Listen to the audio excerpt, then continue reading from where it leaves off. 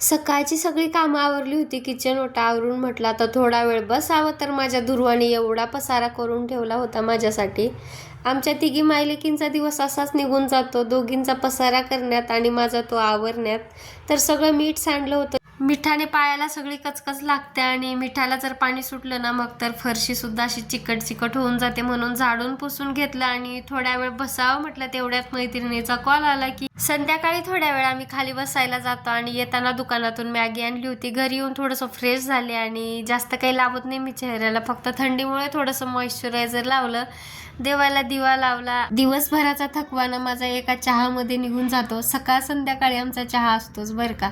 भाकरी बनवली एक आणि नंतर ह्या शेंगा काही मी भाजून घेतल्या. जेवणाबरोबर छान लागतात खायला. भाजी, एक चटणी, भाकरी असं काही माझं जेवण होतं. आणि हे बघा माझ्या दुर्वाला ना असे काही नाटकं सुरू असतात तिचे दिवसभर. माही तिच्यासाठी इथं मॅगी बनवत होती. नंतर मी तिचा अभ्यास घेतला आणि झोपताना एवढी नाटकं असतात ना यांचे.